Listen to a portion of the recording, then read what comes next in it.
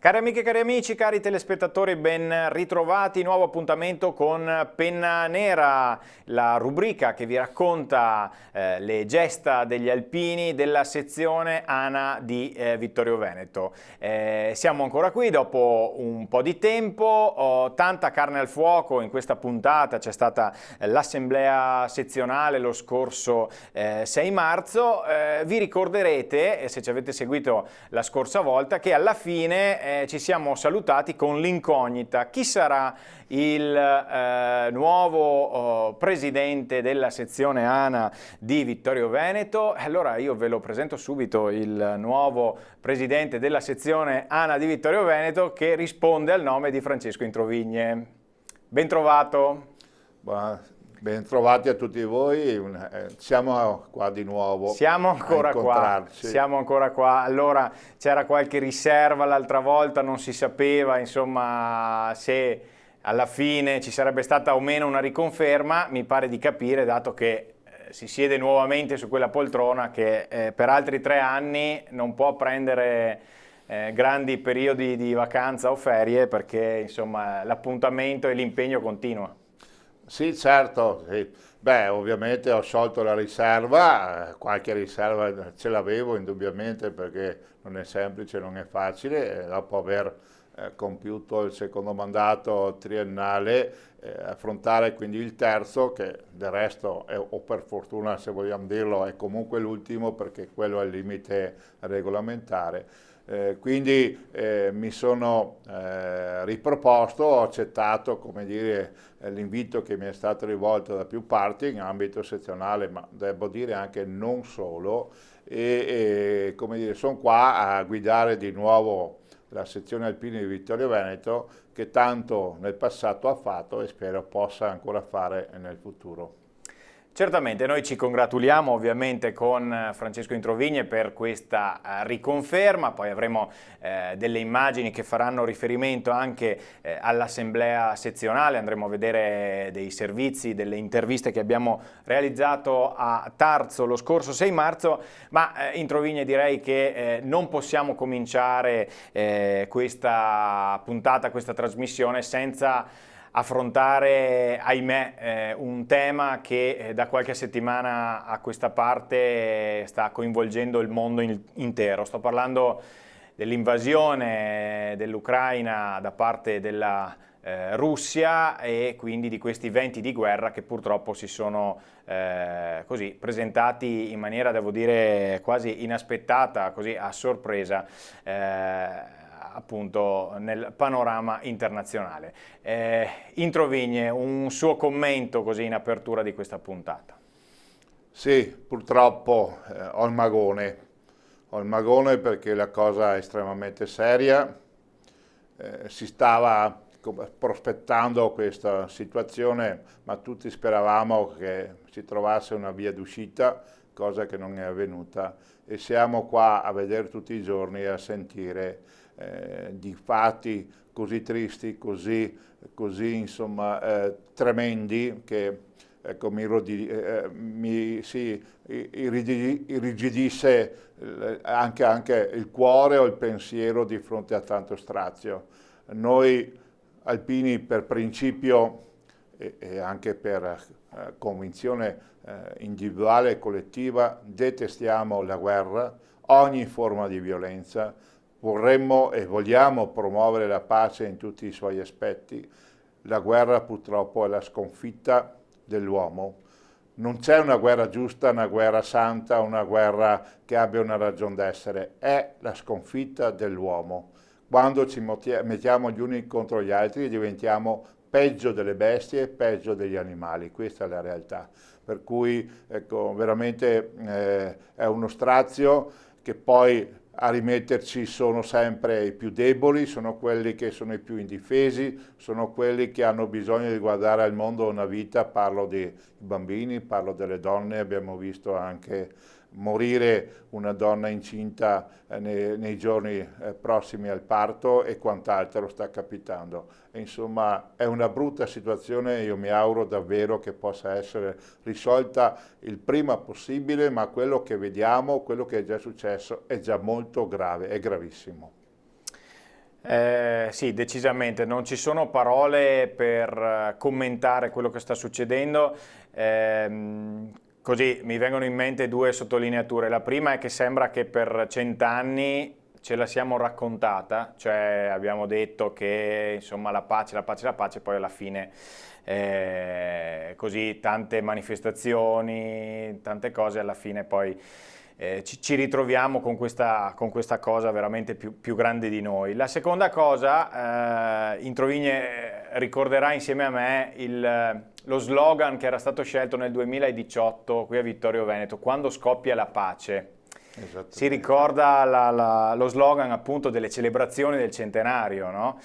Assolutamente sì, poi voglio dire è nato nel palazzo municipale lo slogan, noi lo abbiamo chiaramente subito condiviso, siamo passati dal celebrare i 100 anni dalla vittoria della Grande Guerra, trasformandola appunto in città della pace e promuovendo ogni iniziativa possibile che portasse a una vera pace davvero nel mondo. Quindi il simbolo della città di Vittorio Veneto doveva essere proprio questo, quello di evitare ciò che purtroppo invece sta accadendo e è tornato di estrema attualità.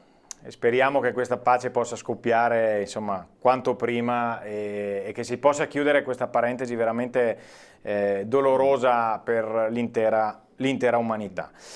Cambiamo argomento, ma rimaniamo, se vogliamo, sempre nell'ambito, perché dall'ultima volta che ci siamo visti adesso cercheremo di ripercorrere un po' i vari appuntamenti che gli alpini così hanno tenuto sul nostro territorio.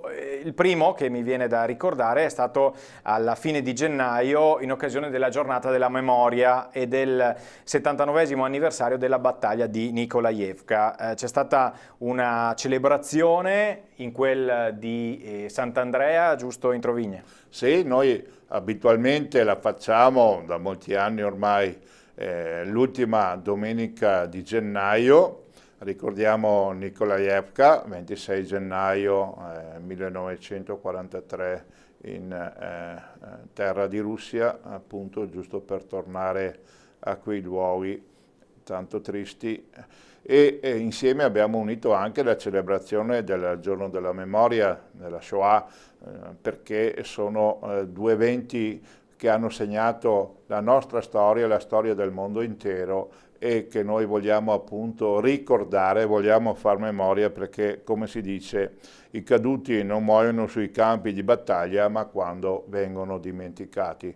E questo è uno anche dei nostri motti, quello di far memoria, di ricordare, di rendere gli onori a chi ha sacrificato la propria vita per darci quel mondo che fino a pochi giorni fa potevamo dire, almeno intorno a noi, un mondo di pace e di prosperità. Salvo, ecco, che focolai di guerra ce n'erano presenti e lo sono ancora in tante altre parti, ma questo proprio, voglio dire, ero convinto e speravo che potesse essere evitato. Quindi abbiamo celebrato Nikolajevka nella forma ridotta, come abbiamo fatto del resto lo scorso anno, perché siamo ancora in tempo di pandemia. Lo abbiamo fatto quindi con la celebrazione religiosa, la Santa Messa, e poi all'esterno il Monumento delle Penne Nere con la cerimonia rituale dell'alzabandiera degli onori ai caduti, i due saluti, come dire, dell'autorità presente, il sindaco della città di Vittorio Veneto e il saluto mio, pochi invitati e noi in sostanza ANA e qualche altra associazione che si è unita.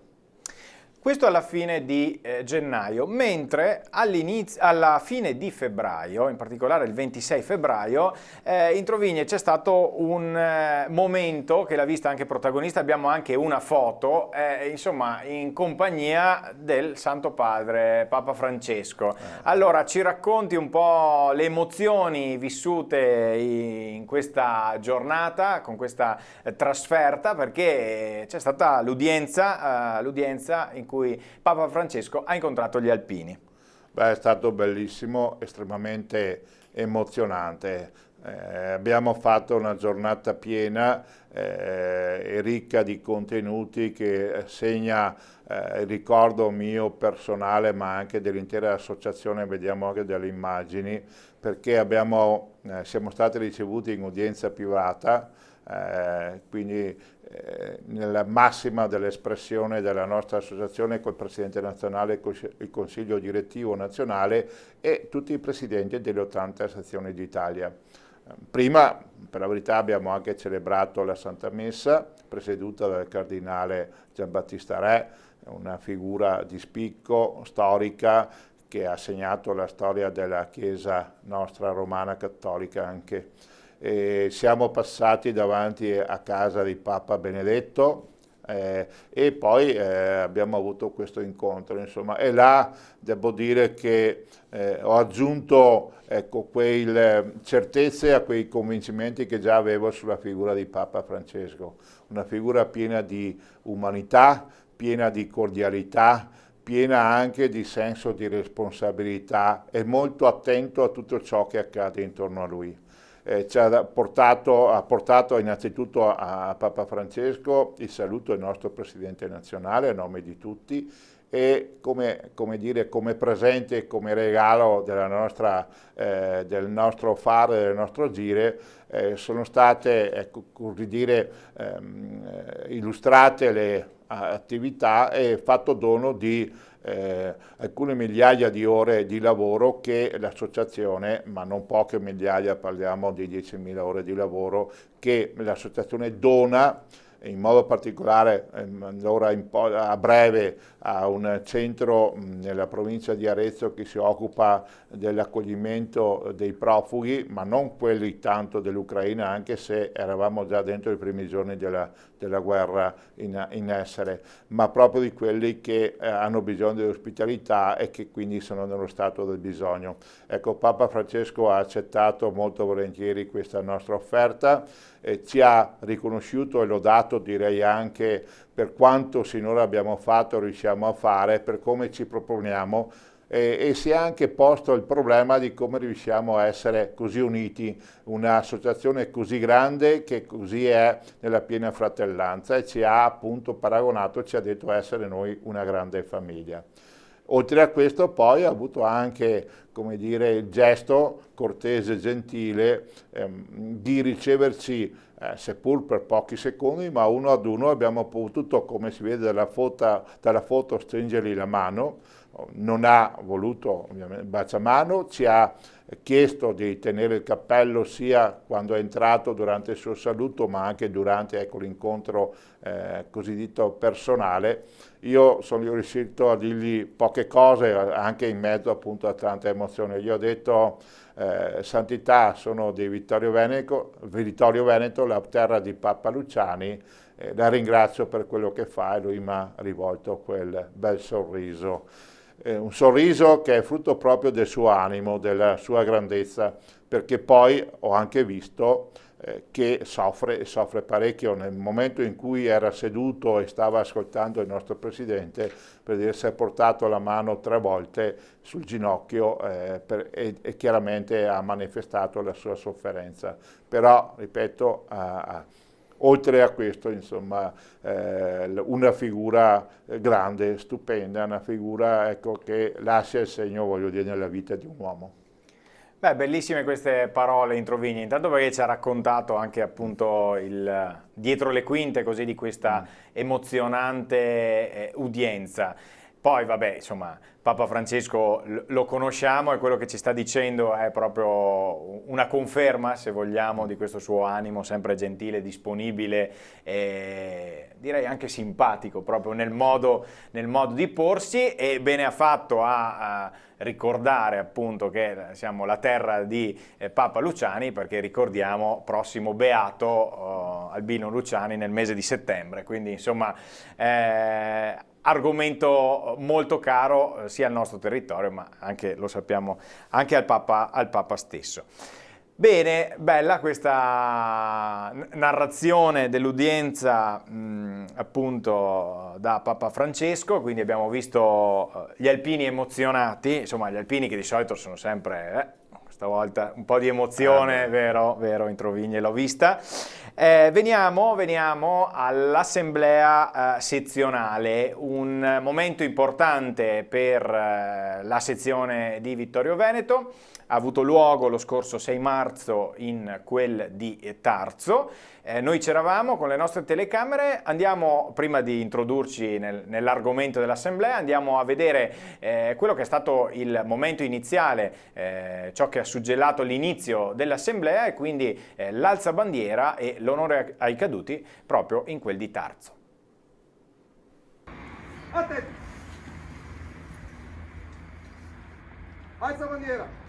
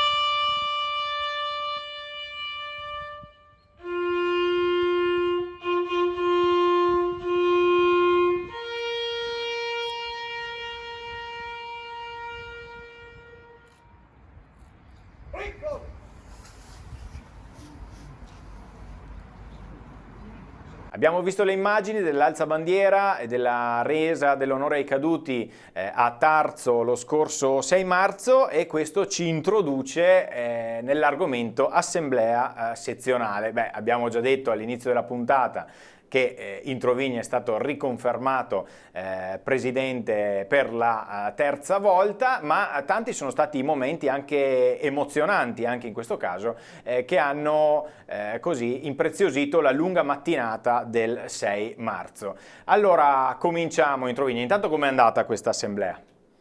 Direi bene, molto bene anzi. Una piccola premessa, noi iniziamo ogni nostro incontro, ogni nostra celebrazione con l'atto solenne dell'onore alla bandiera, quindi con l'alzabandiera con l'onore ai caduti. Ne abbiamo anche approfittato, l'abbiamo fatta in piazza 4 novembre a Tarzo, che tra l'altro è il mio paese, dove vivo, dove ho lavorato. Ringrazio l'amministrazione comunale, il sindaco Vincenzo Sacchet, che ci ha messo a disposizione anche la struttura, il palazzetto dello sport per questo evento, gratuitamente, ecco, e quindi ringrazio anche quanti vi hanno partecipato. Avevamo anche alcuni altri sindaci, poi vedremo le ragioni. Dico bene perché alla fine l'abbiamo arricchita anzi all'inizio, dopo i saluti di rito, l'abbiamo arricchita con 4 momenti, di cui 2 del tutto particolari e speciali, inusuali, ecco, che sono stati oggetto, ecco, di attento apprezzamento da parte di tutti i presenti, proprio perché, se ne vogliamo subito parlare, insomma, sono stati straordinari, ovvero abbiamo ricevuto, dopo un iter abbastanza lungo, durato 1 anno di corrispondenza e di atti amministrativi e di incertezze, abbiamo ricevuto pochi giorni prima dalla Russia, guarda caso, da Rossos. Rossos è dove c'era la sede del comando della spedizione italiana nella Seconda Guerra Mondiale, ma è anche il luogo dove su quei ruderi è stato costruito l'asilo da parte della nostra associazione, dove c'è un museo. Purtroppo lo dirigeva il professor Morozov, che è deceduto lo scorso anno, che è quello che ci ha introdotto proprio in terra di Russia come alpini in congedo, come associazione che curava le relazioni internazionali. E è arrivato là perché attraverso, ecco, i buoni uffici della nostra associazione, e forse, chissà, io me lo auguro che possa ancora avvenire, ma gli eventi che sono in corso ci terranno sicuramente lontano molto tempo da quei luoghi. Ecco, è arrivato il piastrino di Ghin Angelo. Sappiamo bene che il piastrino è l'elemento identificativo unico e certo di un soldato, trovato proprio, guarda caso, nelle zone di Rossos di recente, e l'abbiamo portato in assemblea perché l'abbiamo ufficialmente consegnato alla nipote, la quale era presente con la famiglia, emozionatissimi tutti, ma direi emozionati anche noi, insomma, per questo bel ricordo, per questo bel gesto. Questo è stato il primo momento all'interno, appunto, sì, degli spazi della palestra di Tarzo, veramente sentito, ecco, ed emozionante. Sì. Poi, ecco, un brevissimo anche ricordo dell'evento, appunto, Ghin Angelo, che è nato il 16 maggio del 22 a Tarzo, a Resera in particolare. È morto, guarda caso, o meno è morto in battaglia, quindi poi dichiarato disperso, il 17 dicembre del 1942. Quindi era, se non ricordo poi male, il secondo giorno della prima controffensiva da parte dell'esercito russo sulla terra, quindi del Don. Ed è quindi perito subito appena ci sono stati i primi scontri di sostanza, e quindi poi ha fatto rientro. Ecco, questo giusto per ricordare.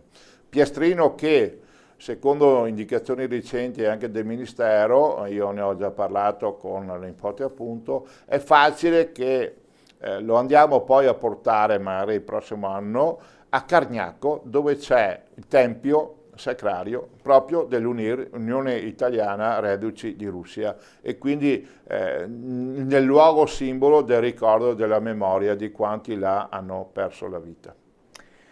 Questo è il primo momento emozionante. A seguire c'è stato un riconoscimento anche locale per quanto riguarda il concorso di cui abbiamo più volte parlato, Parole attorno al fuoco. Sì, Parole attorno al fuoco, come voglio dire tanti sanno, è un premio ormai di livello nazionale di letteratura, istituito dal gruppo Alpini di Arcade della sezione di Treviso, che è giunto alla sua 27esima edizione ormai, noi abbiamo avuto la fortuna che vincitrice del premio dello scorso anno consegnato a gennaio scorso, 6 gennaio mi pare, sia proprio una nostra concittadina conterranea quantomeno, nel senso che trattasi di Danila Barel di Cappella Maggiore, che ha dato lustro oltretutto al nostro territorio proprio perché il premio è istituito nell'ambito dell'ANA, dell'Associazione Nazionale, e ha per tema la montagna, i suoi ricordi e tutto ciò che intorno ad essa si sviluppa, la vita e anche le condizioni sociali. Ecco, il racconto è ambientato a Fais, quindi Vittorio Veneto, ai piedi sulle faglie del Visentin, ed è interessantissimo, ecco, poterlo leggere. Io invito tutti a farlo, lo si trova anche su internet ovviamente, oltre ad avere noi alcune pubblicazioni. Quindi abbiamo colto l'opportunità di consegnare un attestato così di riconoscenza, di benemerenza a Danila Barel, invitando il sindaco Vincenzo Traetta di Cappella Maggiore, che ha presenziato, il capogruppo e anche il collega Marco Piovesan, presidente della sezione ANA di Treviso, che non era presente alla consegna ufficiale, ecco, quando è stata proclamata Danila vincitrice, era a casa per cause di forza maggiore. E quindi anche la sua presenza è stata arricchito, ecco, così questo momento significativo. Quindi oltre che l'attestato abbiamo anche consegnato la tessera di aggregata alla nostra associazione tramite appunto il capogruppo anche, e quindi ci siamo anche arricchiti di un nuovo socio. Insomma, questo quindi è stato un altro momento, ne avevamo già parlato appunto, perché come diceva giustamente Introvigne, a livello nazionale, ormai è diventato di rilevanza nazionale questo concorso, ne ha parlato anche tra l'altro il settimanale, la rubrica All'Alpino, il settimanale televisivo che noi trasmettiamo ogni settimana, però era giusto che insomma ci fosse un riconoscimento anche proprio locale, giusto, di questo importante traguardo raggiunto da questa signora. Veniamo a due premiazioni, perché da qualche anno a questa parte avete deciso di istituire il premio all'Alpino dell'anno e all'Amico degli Alpini dell'anno, giusto Introvigne? Sì, esattamente, sì, è una tradizione che io ho trovato già, che aveva preso ormai piede, bella, piena di significato, che ha una sua piena valenza nell'ambito nostro associativo e che credo che vada proprio ripetuta anche nel tempo. Ovviamente vi sono delle segnalazioni e c'è una commissione apposita che fa delle valutazioni, che esprime un giudizio e va appunto come dire, ad attestare il senso di appartenenza, l'attività, l'operosità e quant'altro di un alpino e di un aggregato o amico degli alpini, e noi abbiamo avuto queste due figure. Adesso andiamo proprio a sentirli allora dalla viva voce. Partiamo con l'amico degli alpini, amico dell'anno 2021, che è Giuseppe Ballestini. Amico dell'anno 2021 è Giuseppe Ballestini del gruppo Città.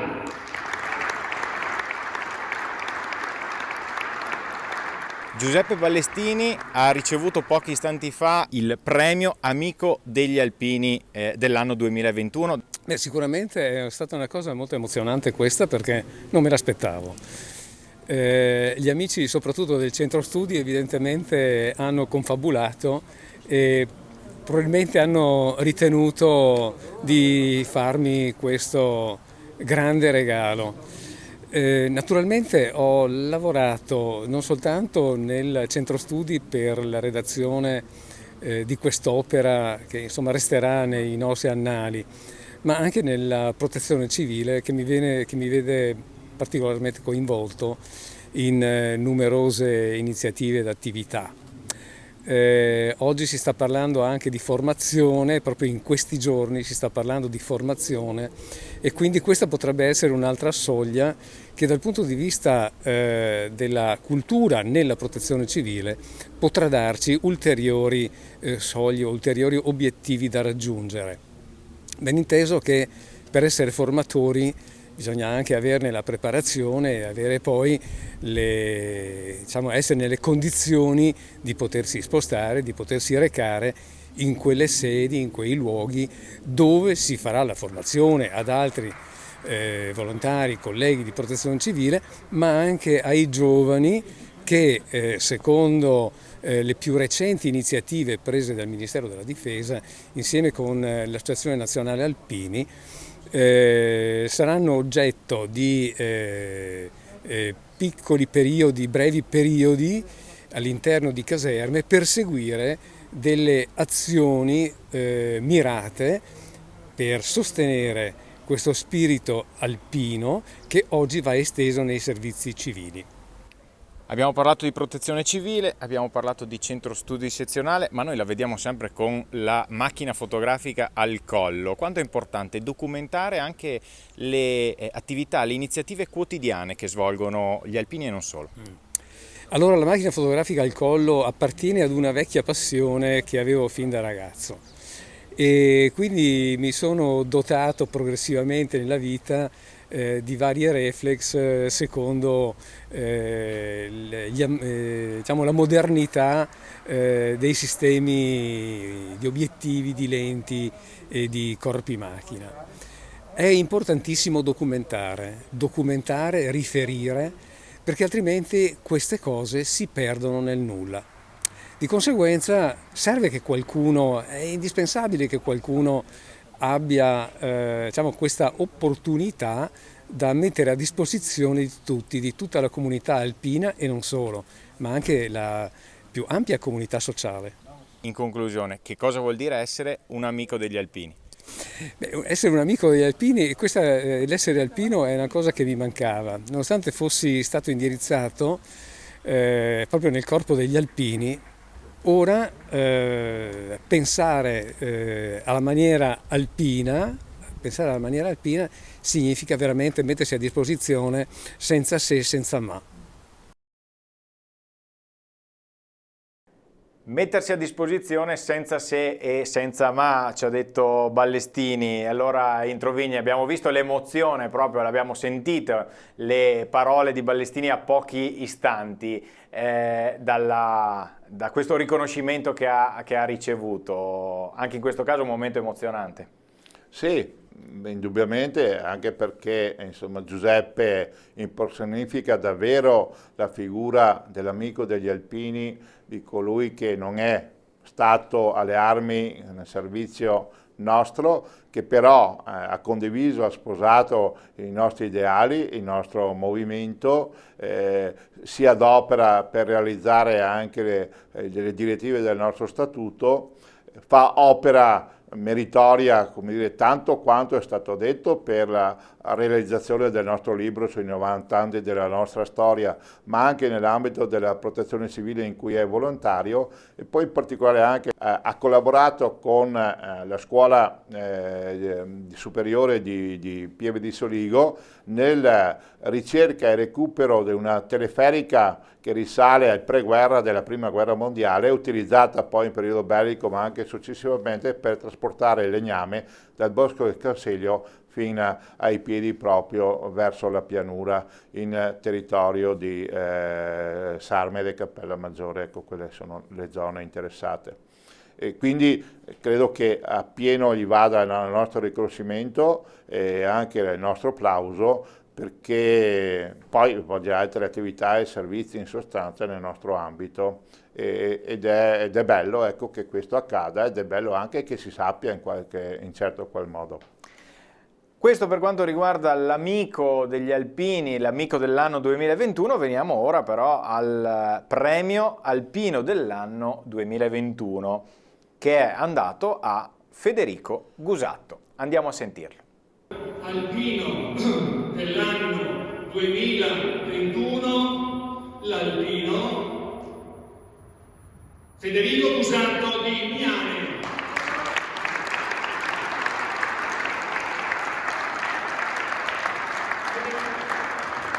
Federico Gusatto è l'alpino dell'anno 2021. Allora, innanzitutto una sorpresa l'aver ricevuto pochi istanti fa questo premio.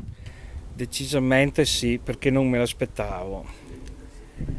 Diciamo le motivazioni che hanno portato a questo riconoscimento. Le motivazioni che mi sento di sottoscrivere in pieno sono quelle che hanno messo in risalto il mio impegno personale, oltre a quello ovviamente dei miei colleghi del centro studi, nel realizzare un'opera come quella della storia di 90 anni della sezione, che di fatto, come ci viene riconosciuto, è di un notevole spessore. Un'opera importante, un'opera maestosa, tante sono le pagine che compongono il libro che racconta i 90 anni della sezione. Com'è stato il lavoro di preparazione di questo libro? Il lavoro di preparazione di questo libro affonda le radici molti anni fa, e qui è giusto ricordare la memoria del professor Gino Perin, il quale nel 95 e nel 96 aveva posto le basi per questa opera, per questa ricerca, che poi lui purtroppo non è riuscito a concludere e a portare avanti, ma della quale noi ci siamo giovati per strutturare la parte iniziale della ricerca e del libro che poi è stato prodotto. Lei ha voluto condividere questo premio con i suoi compagni di viaggio?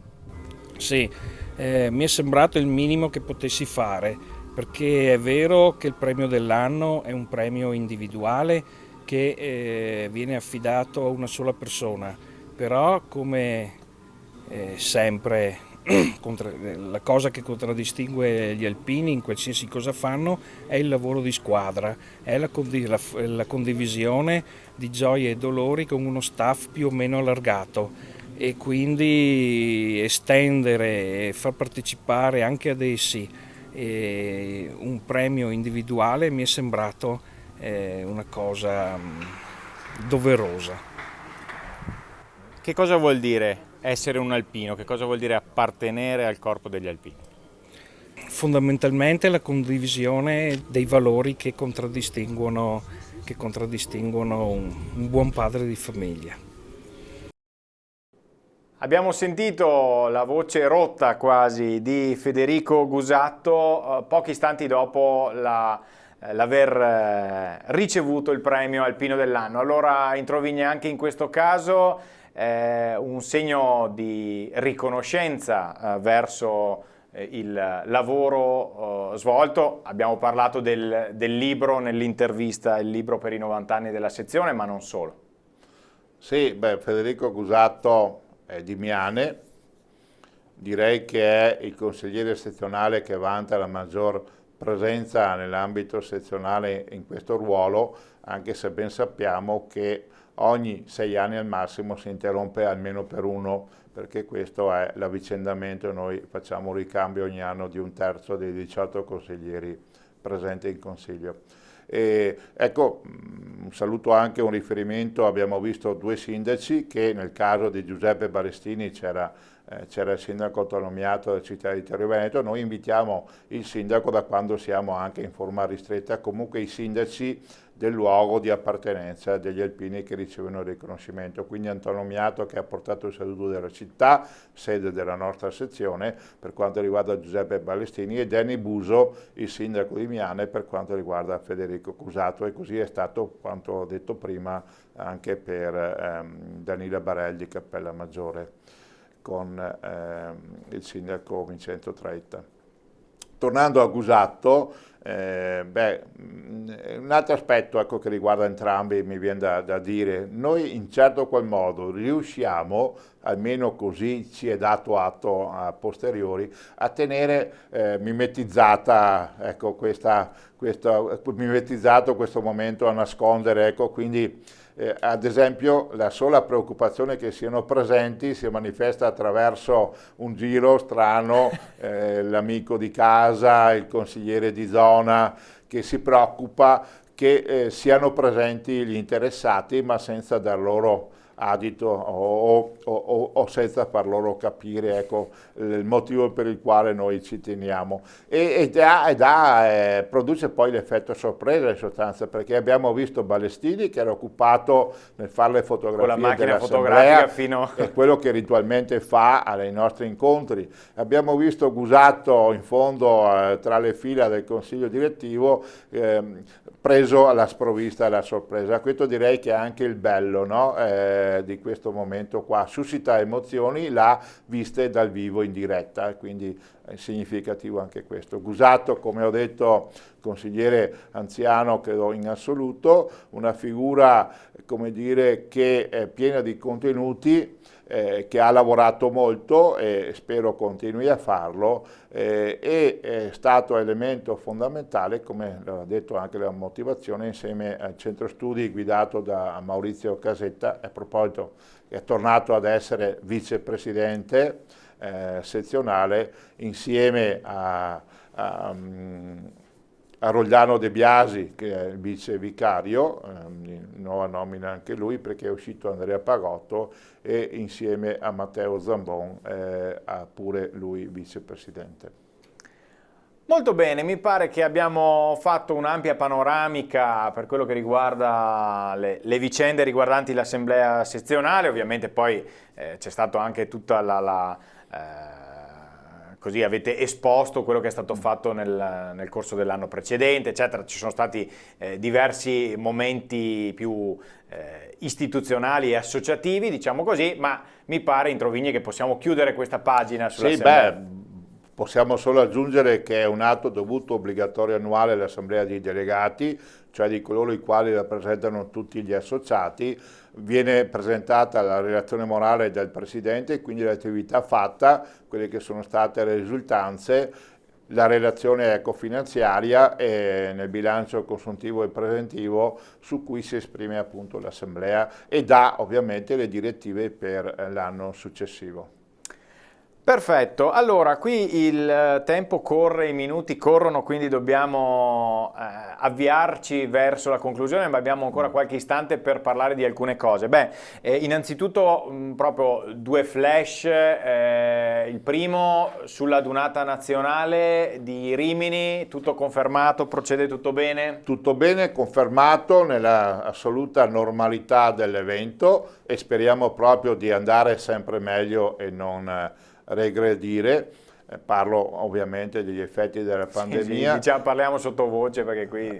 Certo che sì, ma noi, tra l'altro mi ha anche un po' sorpreso positivamente, abbiamo già riempito un albergo e un altro mezzo di presenze di associati della sezione di Vittorio Veneto, quindi saremo presenti in forma degna e solenne. Le cerimonie, il calendario è quello abituale dell'evento, ne troveremo anche pubblicato, è già pubblicato sul sito internet dell'ANA, ma non solo, c'è un sito apposito, e così insomma guardiamo a quell'appuntamento come un momento di rinascita, di rivitalizzare la nostra associazione, perché per noi è anche fondamentale vederci, incontrarci, non dico tanto stringerci la mano, ma ecco, avvicinare i cuori, assolutamente sì. Un po' una boccata d'ossigeno, segnerebbe la fine insomma di un periodo. Adunata sezionale? 12 giugno a Cappella Maggiore è in programma. Ospiti del gruppo di Cappella Maggiore. Speriamo anche qua di poterla realizzare al meglio. Raduno Triveneto? Asiago, Ortigara, seconda domenica di luglio.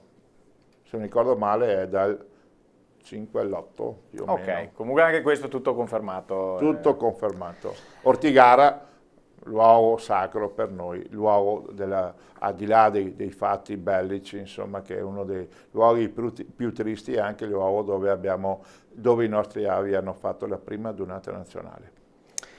Molto bene, ci sono però altri due appuntamenti più vicini, più imminenti di cui vorrei parlare. Il primo è il 26 marzo, so che fate una spedizione da qualche parte. Beh sì, è un discorso anche questo bello, significativo, che ha il suo significato dentro la forma dell'alpinità nostra, ovvero, brevemente, abbiamo ricevuto l'invito dalla sezione di Varese dell'ANA, quindi il mio collega presidente mi ha chiamato, loro hanno assunto una nobile iniziativa, cioè quella di donare a un centro che si interessa, come dire, di problematiche serie, che fa come attività anche l'ipoterapia, ovvero, come dire, cura il male, soprattutto ai soggetti giovani, attraverso l'utilizzo proficuo, efficace, ecco, degli animali, in questo caso di un cavallo, del quale cavallo ci è stato chiesto di potergli dare il nome di Iroso, in ricordo di nostro mulo Iroso, ultimo mulo degli alpini andato in pensione dalla forza effettiva e che è appunto deceduto 2 o 3 anni fa proprio qua da noi nella stalla di Tony Antonio De Luca. E questo ha dato un bel gesto sostanzialmente, quindi ci hanno chiesto di partecipare a questo evento, durerà non molto, però alla presenza delle autorità, forse anche noi speriamo del Presidente nazionale e comunque dei consiglieri nazionali di riferimento per noi e per loro, parlo di Varese, e ecco, del sindaco locale e poi quant'altri saranno, vedremo.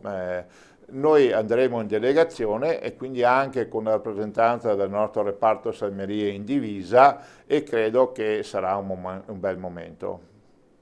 Insomma, quindi la memoria di Iroso continua. Continua imperterrita. Tra l'altro noi abbiamo già consegnato al DOS Trento, che è il Museo Nazionale delle Truppe Alpine, lo zoccolo di Iroso, quello munito appunto della sua matricola. Avevamo in programma una cerimonia ufficiale, ecco così, una visita anche allargata, ancora non c'è stato possibile realizzarla, l'abbiamo in calendario, chissà che riusciamo a farlo quanto prima. Molto bene. Il 7 aprile invece che cosa ci aspetta qui a Vittorio Veneto? Beh, è un altro momento bello, direi significativo.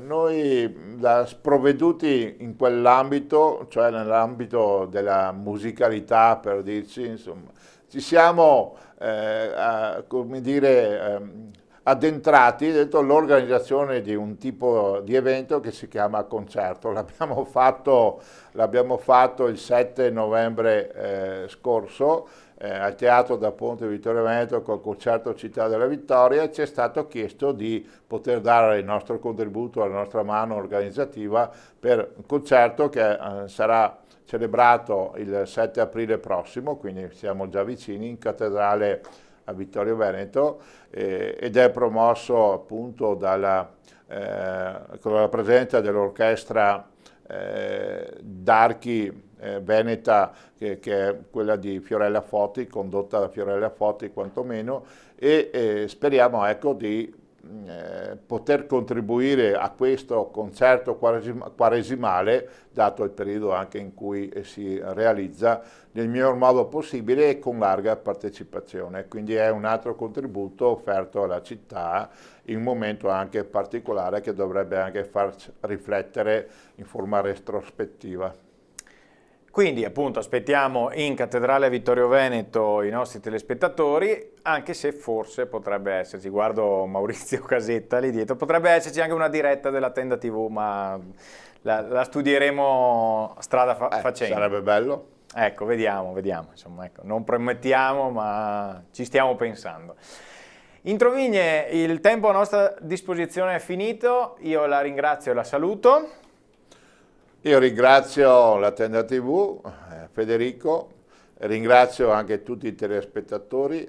Non posso che tornare al punto di partenza, quello di augurarci davvero tutti, io per primo mi auguro che abbia a cessare questa catastrofe umanitaria e che abbia a cessare la guerra e di guardare a giorni migliori. Dobbiamo risorgere tanto dalla pandemia quanto appunto dalla guerra, che è ancora peggiore. Ecco, questo è il saluto e l'augurio che faccio a me stesso, ma faccio a tutti voi e in modo particolare a tutti i miei alpini.